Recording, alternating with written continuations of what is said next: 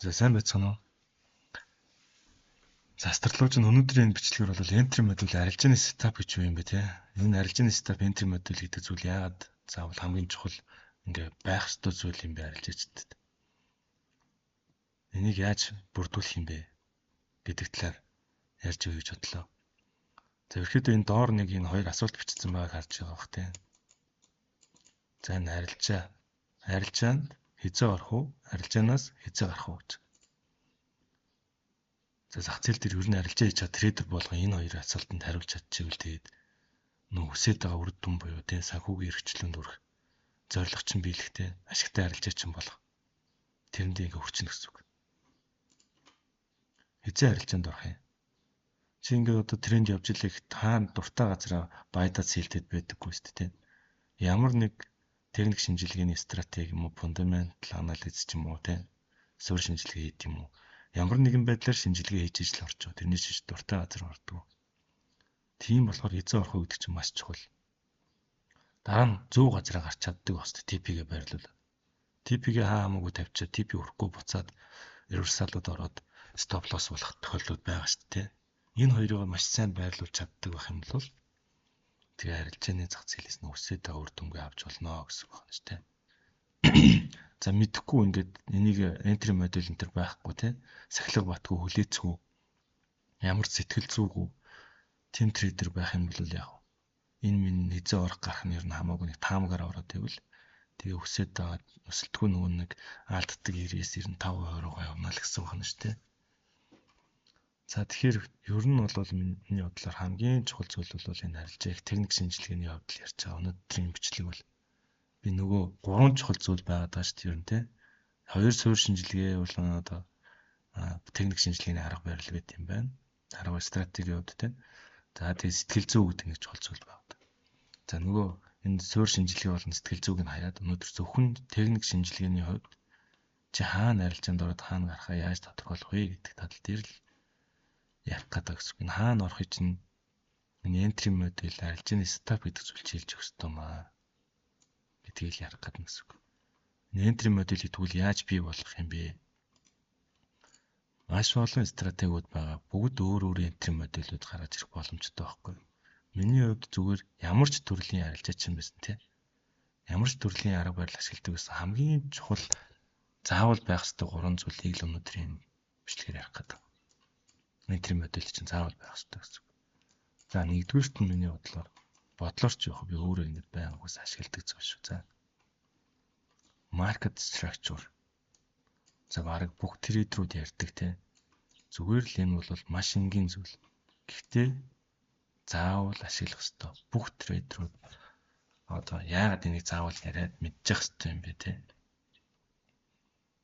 Гэдгийг ярилцъя. За маркет ер нь бол хоёрхан төрлийн хөдөлгөөн үзүүлж байгаа. За нэгдүгээрт трендийн хөдөлгөөн. Хоёрдугаарт нь range буюу consolidation хөдөлгөөн. Ерөөс ийм хоёрхан хөдөлгөөн үзүүлж байгаа. Трендийн үед маркет яа гэвэл нэг бол уналтын тренд, нэг бол өсөлтийн тренд. Тренд явж идэг те. Уналтын трендийн үед одоо доовын онлоор маш амархан танихад те. Өмнөх лоу вейтэй чинээр лоу вейг ингээ явж ивэл бид нар юу үздэг. Бирж тренд явж байна. Унтартай юм зах зээл.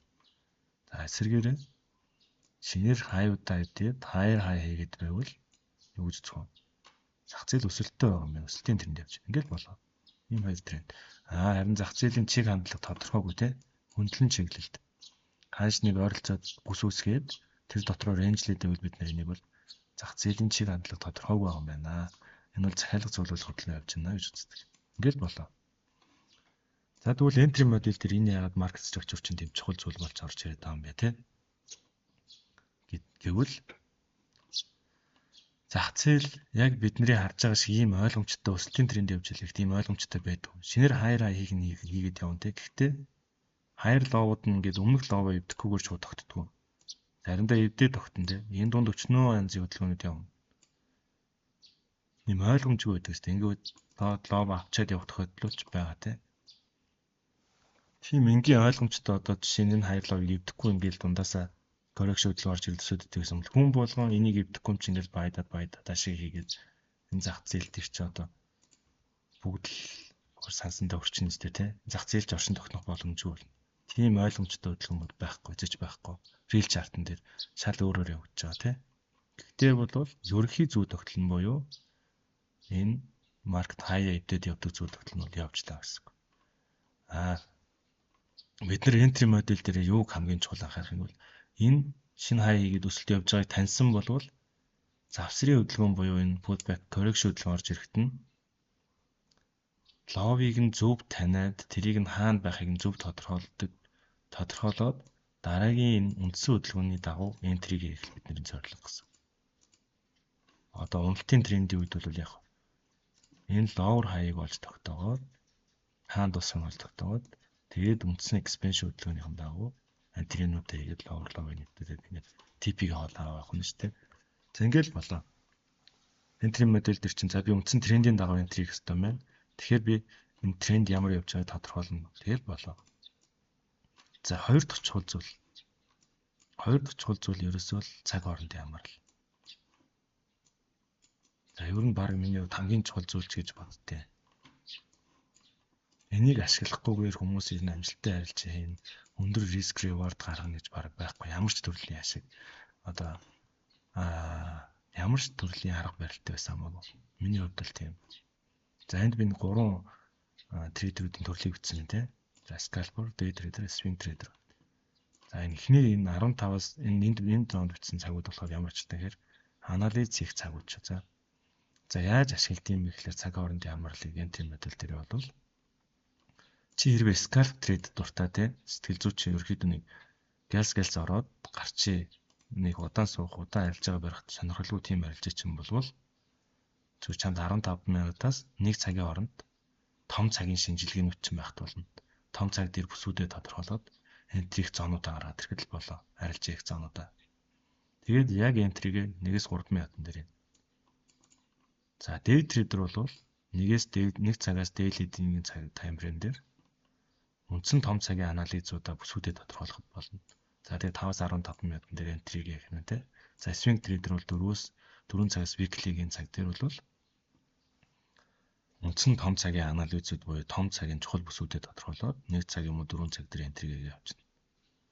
Цаг хооронд ингээд шилжүүлээд явдаг. За энийг би бодит жишээн дээр бүр маш сайн тайлбарлаж байна. Яагаад хамгийн чухал юм гэдгийг ч тайлбарлаж байна. Ерөнхийдөө бол таад ингээд логикоор бодох юм бол тийм. Одоо ингээд 1 минутаас daily ингээд бүх цагууд дээр тийм тренд яг нэг чиглэлд байдаг юм маркетинг бүтэц. Эцээш тийм нэг чиглэл байх боломжгүй. 1 минутан дээр бирж тренд явж байхад үндсэн том цаг daily дээр 1 цаг дээр ч өсөлтийн тренд явж байгаа гэдэг ч юм уу тийм боломжгүй одоо өөр байдаг учраас заавал хослуулж харагдаж чи энтер чинь илүү хүчтэй болно гэсэн.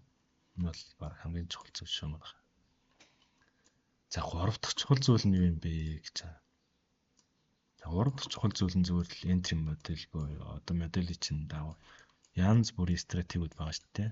Тэрийг ашиглаад нөө K level зоонууд тодорхойлох гэж харилж ийх бүсээ тодорхойлно.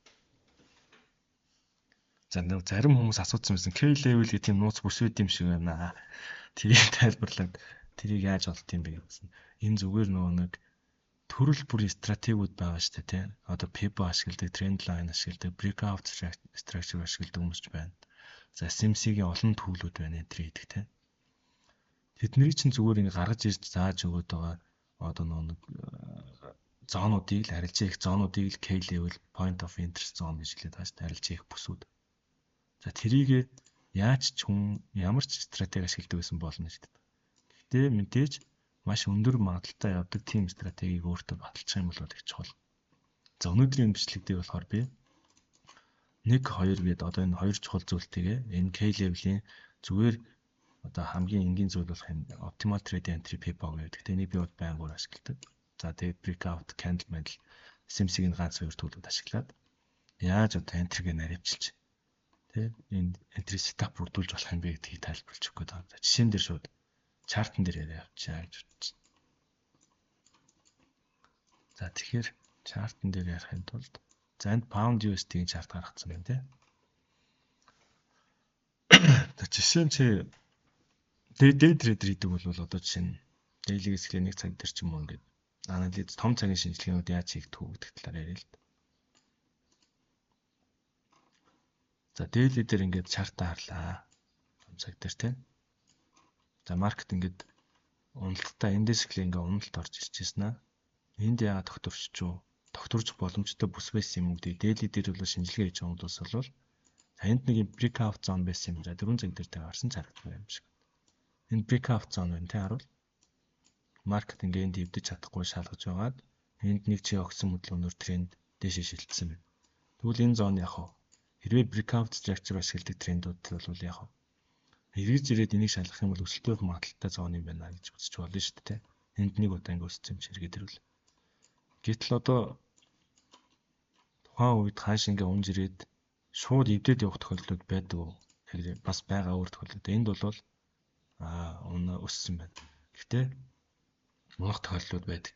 Тэгмээд нэгдүгээр баталгаажуулалт нь буюу чи нөгөө маркет structure гэдэг зүйлийг ерөөхдөө том цаг дээр харах хэрэгтэй гэсэн үг байхгүй юу? Том цаг дээр ингээд маркетинг бүтцээ харах юм бол хамгийн ихэнд тодорхойлсон зүйлэр ч юм уу daily дээр 4 цаг дээр харуул. Угаасаа ингээд харахад л ойлгомжтой байна тий. Маркет энд higher high, шинээр эвдээд higher high, шинээр higher high гэдэг ингээд өсөлтийн тренд явж байгаа юм байна шүү гэдгийг тодорхойлоод тэгээд чи өсөлтийн трендийн дагуу энтри хийх гэж байгаа бол хаана орох боломжтой вэ гэдэг чухал зоонуудын жишээ нь би энэ зүгээр брейк хийсэн нэг юм зон тодорхойлол арчлаа тий. За энэ бол том цагийн миний одоо нөгөө K level чинь шүү. K level entry их point zone чинь шүү тий. Ингээ гаргаад ирчихэж байгаа гэсэн үг. За нэгдүгээр шалгуураа ингээ болцсон. Цаг хоорондоо шилжүүлээд тэгвэл би бага цаг дээр энд entry их боломжтой мөн гэдгийг харахаас өмнө том цагийн бас дахиад одоо жишээ нэг зүйл харъя л та тий. Ингээд нэгдүгээр шалгуураар маркеттэй бол би ингээд таньчлаа. Хоёрдугаарт нь харах хэрэгтэй бол маркетингаа том цагийн ингээд бүсүүдэд тодорхойлоод харчлаа шүү дээ тий. За тэгээд энэ чи candle confirmation бас авч болох болно. Яагаад candle confirmation маш чухал байд юм бэ гэхээр тий. Энэ зоонуудыг зүгээр candle-ууд шууд эвдээд явчих тохиолдлууд байдаг. Харин эвдэхгүй гэдгийг яаж батлаад байгаа гэхээр энэ урт викнүүдээр баталсан байна шүү дээ тийм үү. Энэ вик яасан байна. Энд үсгсэн зооныг эвдэж чадахгүй байна. Дараагийн candle яаж байна. Энэ breakout зооныг эвдэж чадахгүй викэд татаагцсан. Ингээд дараагийн лаанууд нь энэ урт үсгсэн бүстэй candle-ийн дандаа викэн дотор наагдсан байгаа ингээ харах юм бол буюу энэ чинээс үндсэн нөгөө чиний хараад байгаа том цагийн шинжилгээний дагуу өсөлт явах магадaltaй юм байна гэдэг эхний confirmation-ыг чи зүгээр нь хоёрхан юм ашиглаад олоо хасч болж гинөө. Том цагийн breakout зоныг харлаа, маркетинг ерөнхий бүтцээ харлаа, дэшээ явж байгааг харлаа. Тэгээд энэ чи candle confirmation харлаа тий. За энд би биччихье. Том цагийн candle харсан. За зүгээр ингээд яриа явчихсан. Том цаг дээр candle харлаа. Тэгээд бүс тодорхойлоод энэ лаануудыг баталгаажуулт авсан. За одоо тэгвэл нөгөө нэг цаг хоорондын хамаарлаа ашиглаж entry их нь яаж чухал юм гэдэг ярих. Одоо ингээд жишээ доошо маркет унаад орж ирсэн юм шүү дээ. Өсгөөд энэ плануудыг би ажиглагдсан. Өсч магадaltaй одоо ингээд вик татаад ороо хайтаад байгаа харц. Бага цаг дээр чи entry 15 минут day trader хичээл би market shift-ийг явууллаа. Гэтэл миний чиглэлд энд market яаж байна? Анхны үндсэн нөгөө том чиглэлийнхаа дагуу market shift хийж өгч байна те. Shift хийж байгаа бүтцийн өвдөд өсөлтийн анхны шинжтэмд төгс ирсэн. Тэгвэл би энэний завсрын одоо энийг би өсөлтийн трендийн үндсэн хөдөлгөөн expansion хөдөлгөөн зүйл завсрын хөдөлгөөнд орж ирэх нөгөө бага цаг дээр entry модель хаад аваад ирэх хэрэгтэй өстэй те. Тэрийг л олж барих нь гол гэж үзээд байгаа. Одоо тэгээд энийг энэ ловыг олоод entry-г орчих юм бол би том цагийн T4P-даа том цагаараа юм чи өсөлт нэлээ хол явна гэж үзээ. Том цагийнхаа дараагийн дээр байгаа одоо TP-гээ хаана авах бас стратегиудаар тодорхойлж болно. За би бол чиний зөвөр liquidity тэмдэглэж байна. Энэ swing high-руу дайрна гэж үзээд ингээд TP-гээ шид тавиад явж болно гэсэн үг. Ингэж баг болгож орсноор одоо нөгөө нэг юу risk reward stop loss тавих хэмжээ чинь л маш бага болдог учраас цаг хоорондын хамаарлыг хамгийн чухал гэж хэлээд байгаа байхгүй юу? Яагаад гэвэл би магадгүй энд бас candle confirmation авъя, энэ өсөх гэж байгаа юм чинь яг өсөх гэж байгаа юм уу? Зүүн мөр. За зүүн мөрөн дээр ирээ шалгаж जैन те. За дээрэс нь би одоо optimal trade entry-г ашиглая гэж төгөөрсөн те. Optimal trade entry-г Fibonacci татлаа. Энэ expansion хөдөлгөөний дагуу дутдаг Fibo. Тэгээд entry level-ууд нь яа гэхээр нөгөө OT-ийн level дээр ирсэн яг шалгасан байна те. голын левел нь бол opting level буюу энэ гурван левел дээр entry хийнэ гэж үздэг байхгүй. Завсрын хөдөлгөөн орж ирээ. Тэгээ энэ internal liquidity-г хавцсан. За ингээд цагаа жоохон томруулаад бол энд imbalance order block нь бас байж гин те. SMC-ийн бусад төлөвүүдээс баталгаажуулалт бол гарч ирдэг. Нэлээд чухал бүс дээр ирээд яаж гэнэ. Ханш өсөх шинж тэмдэг өгөөд эхэлсэн. Яг ийм үед яах юм. Итгэлтэйгээр entry-г нэгээд stop loss-ыг тавьчихлаа. Тэ? Тэгээ tape profit чинь яагаад ингээд одоо чи хэрвээ баг цаг дээр зөвхөн 15 минут дээр арилжаа хардаг бол чи өсөөч үгүй ч энэ одоо тренд ингээ унж байгаа юм биш үү те. Магадгүй энэ одоо баг цаг дээр авах юм бол эн чинь lower хийгээд панш унж шít. Энийх өндөр өсөхгүй хаа энэ найд гарцдаг ч юм уу гэдэг risk reward ч хувьд нэг баг гарах гэдэг шүү дээ. Тэгэхээр том цагийн шинжилгээг хартсан бол энэ том цагийн тренд өсөлттэй юм чинь нэлийн том өсөлт орж ирэх магадaltaй. Энэ swing хайруу дайрах магадaltaй ч гэдэм үү те. Илүү арилжаа гүйлэх боломжтой гэсэн. Тэрийг таамаглаа да. Тэгэхээр цаг хоорондын хамаарал чинь маш чухал. Entry модель дээр чинь заавал байх ёстой буюу чи баг цаг дээр entry-г наривчилж хийжээж risk reward гэдэг зүйлийг болтлон харах боломж чинь бүрднэ гэсэн байна шүү дээ. Тэгээ жишээ нь би өчигдөр нөгөө нэг entry гэсэн нэг жишээнд тайлбарлая л да. За энийг liquidity гэж хэлсэн те угаасаа би энэ дээр бол trend line liquidity байгаа юм байна гэж харчаад өчигдөр daily-ийн хөдөлгөөнд за candle manipulation гэж хөдөлгөөн мэд. Тийг бас дараа нь ярина. Тэрнээс дараагийн бичлэг дээр ярьж байгаа гэж бодож байна. Зүгээр өнөөдөр энгийн стратегиудээр яг өчтөр сэл орсон талаар яриад. Өчтөрийн хөдөлгөөн жишээ нь daily хөдөлгөөн ингээд энд хай хийж байгаа. Зүгээр энэ swing high дээрээс энэ swing low-ийн хооронд optimal trend entry pivot татлаа entry level тодорхойлдог. Яг энэ swing high одоо энэ expansion хөдөлгөөнийг би доошоо явах хөдөлгөөн гэж үзсэн бэ. Хүчтэй энэ swing high буюу эндээс энэ завсрын хөдөлгөөн орж ирээд энийг эвдэхгүй байх магадaltaй гэдгийг тодорхойлох хэрэгтэй шүү дээ. Тэгэхгүй энийг эвдээ явчих боломжтой байхгүй market structure хэвээ өсөлтийг гэж үзээд байгаа шүү дээ. Гэтэл яагаад тэгж харсан бэ гэхээр энд байгаа энэ liquidity-нуудыг ингээ хавцсан буюу manipulation хийсэн буюу энэ swing high бол маш хүчтэй high болж өгч чадчихаа. Нөгөө нэг түрүүн яриадсан нөгөө market одоо энэ high эвдэхгүйгээр одоо жишээ нь бол ингэж ойлгох гэдэг шүү дээ. Энд ингээ optimal trade entry би яагаад татаагүй ингээ энэчнээс entry хийх юм бэ гэдэг чинь тайлбарлал ойлгочих юм нэр ялгаа юм тайлбарлал. За зарим зүйл мос тоггойлаарай. Замбраа үл. Чинь энэ expansion хөдөлгөөн мөн манайх ингээ хартаа. Энэ expansion хөдөлгөөн мэ те гарвал за энэ swing high-ын доош явуулсан нэг expansion хөдөлгөөн. Яагаад энэ expansion хөдөлгөөнийг маш хүчтэй хөдөлгөөн гэж үзээд чинээс завсрын хөдөлгөөн орж ирэхэд би энд short entry сонирхоогүй. Optimal trade entry-гийн хувьд бол зөв татал. Гэтэ би энэ сонирхоогүй. Тэгэхээр сонирхоогүй яагаад? Харин ч дэшээ онож үзсэн. Энэ бол зүгээр л маш энгийнээр маркетинг жинхэнэ үндсэн хүчтэй high low-ыг тодорхойлдог нэг арга байгаа байхгүй юу? Энэ high бол тийм хүчтэй high байж чадаагүй. Одоо ингэж үүсэж байгаа дараагийн lower low гэдэг нь тийм энэ lower high эвдэгдэхгүй байх магадлал байхгүй гэсэн. Харин ч сэргээрээ эргэж ирж энэ high одоо high руу дайрах магадлал нэлээд өндөр байна. За утсан байна. Ганцхан тайлбар. Энэ high тогтохдоо энэ дунд энэ expansion хөдөлгөөнд дунд байгаа ямар нэг тийм юу авсан бэ нөө та хартаа swing high low-уудыг manipulation хийж liquidity sweep хийсэн байна байхгүй гоос тээ. Тэгэхээр энэ тийм хүчтэй high биш байхгүй юу? Харин эсэргээрээ харах юм бол энэ high-ыг одоо харъя. Жишээ нь энэ high-ыг харъя. Өмнөх энд үүссэн high-ыг liquidity sweep хийгээд энэ weekend дотор candle-ууд ингээд weekend сэлж чадахгүй хаагдсан шүү дээ. Энэ юу? Энэ бол жинхэнэ утгаараа manipulation хийж байгаа бодлого орж ирж байгаа байхгүй. Буюу энэ high бол маш хүчтэй high болж чадна. Яагаад? Яагаад гэж бодож байна? Яагаад гэвэл энд үүссэн liquidity-г авцсан. Тэгээд чухал point бүс дээрээс энэ чинээс аль хэзээний томчууд байрлал passive trader-ууд орцсон байх боломжтой байхгүй. Дуудлага бодлооны онолоор бол. Тэгэхээр би завсрын хөдөлгөөн дээр энд optimal trade entry pivot татвал юу гэж бодох вэ? Завсрын хөдөлгөөн хэрвээ чинээс орж ирвэл энэ level дээрээс эргээд унах магадлал маш өндөр. Одоо тэг харах юм л яасан. Яг л энэ level дээр ирэл мөссөн юм байна. Энд хүчтэй инверсн имбаланс давхар байсан юм байна confirmation. Гэх мэтчлээ ингээд swing high хүртэл зөв таних хэрэгтэй гэсэн үг. Хүчтэй high мөн үү биш үү? Тэгээ миний энэ swing high хувьд бол Яг саяны ярьсантай ижилхэн хүчтэй swing high мөн байсан. Нэгдүгээр confirmation. Тэгээ маркетинг бүтэц баг цаг дээр бол бириш явж байгаа. Тэ? Тэгээд би өчтөр энд яагаад sell entry шалгасан гэхээр за мэд яг энэ pivot-ыг ашигласан. Тэрнээс гадна өөр зөндөө төлөвлөд байгаа л та. За тэгээ энд imbalance-тай order block enter байсан. Тэгээд чинээс бол short entry-гээ шалгасан байна гэсэн үг байна шүү дээ. За тэгээ нэг manipulation candle гэдэг зүйл бас энд гарч ирсэн юм аа. Өөр нэг тайд нэг volume trade зүүнний энгийн санхуулаад яхад. Би order flow байн харж байгаа. Арилж их болгонд тий. Жишээ нь энэ чартан дээр одоо 30 минутын хөдөлгөөн дээр нь харуулъя л да. Яг адилхан сонирхуулыг оруулцгаая.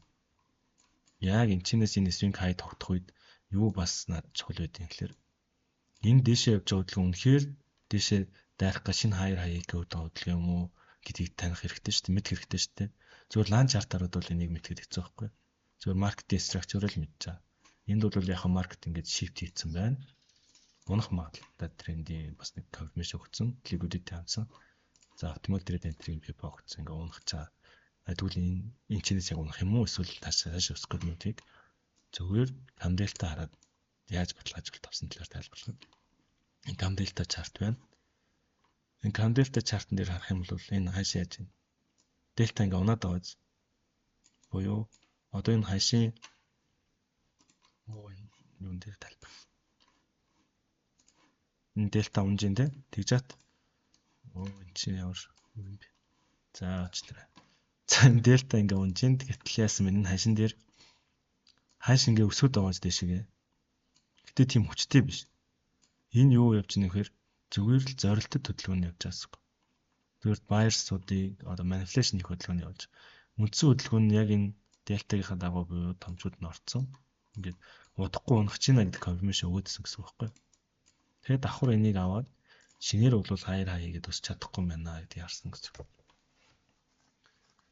За гэх мэтчлэн зөндөө олон confirmation-ууд авна. Volume харна. За жишээ нь таад нэг volume хардаг бол дайныг устгах чинь. Яг энэ өсөж байгаа хөдөлгөөн хэр хүчтэй өсөлтөй явах гэж юм бол volume divergence үсээд байгаа байхгүй. Энд чинээс ингээ higher high гэдэг нэг жижигхэн одоо баг цагийн 15 минутын дээр ч юм уу 5 минутын дээр гээд бас нэг хөрх өсөлт яваад байна шүү дээ. Өсөлтийн тренд ингээ те жижиг ингээ явж байна те. Гэтэл энэ diverge volume-ыг хар. Volume унаад байна.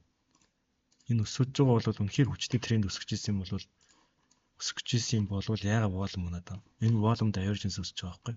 Гэх мэтчлэн ингээ олон confirmation авч иж энэ дээр entry хийж байгаа гэсэн үг байна шүү дээ. Тэрийг бүрдүүлээд байгаа нөхцлүүд нь ерөөсөө entry модель ч гэсэн байна. За нэгэд айгүй олон юм холиод бас ярьчих шиг боллоо. Гэхдээ одоо өнөөдөр ярьсан зөвшөлтийн хамгийн гол ойлгуулгыг зориулсан зүйл нь бол эхлээд чи ингээд маркетинг бүтцээ зөв таниад том цагийн шинжилгээгээ хийчихээ. Тэрэн дээр чухал бүсүүдэд тэмдэглэж тэгээд бага цаг дээр энтригээ хийчих юм бол тэр чинь чамд одоо маш бага stop loss тавих боломжийг олгоно л гэсэн байна шүү. Жишээ нь би энэ optimal trade entry-г энэ дээр 1 минутын дээр энтрийг наривчилж болж байгаа байхгүй юу? Одоо энийг яаж наривчилт юм бэ? Яг л нэг зүй тогтлоор гарч ирдэг, фрактал зарчмаар ажилладаг. Том цаг дээр ажиллаж байгаа зүй тогтол бага цаг дээр яг ижилхэн ажилладаг гэсэн үг байхгүй юу? За энэ swing high би хүчтэй swing high гэж үзэх үгүй энэ liquidity хатсан хүчтэй гэж үзэж болж байна. Market shift хийлээ, breakup structure-ыг хийлээ, шилжүүлэгч явлаа. Тэгвэл завсар хөдөлгөөн орж ирэх үед нь би энд яах вэ? Нөгөө том цаг дээр татаадсан пивого энэ expansion хөдөлгөөн дээр татчих болж шүү дээ.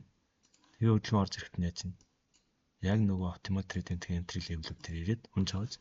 Тэгэхээр чи энэ 1 минутын дээр entry гэвэл яг short хийвэл бүр бага stop loss тавина энэ тавьчих. Энэ чинь л ерөөсөө чиний risk reward гаргах хамгийн чухал зүйл шүү цаг хооронд ямар л гэдэг зүйл чинь. Энийг сайн ашиглаж сураарай гэж хэлмээр байна.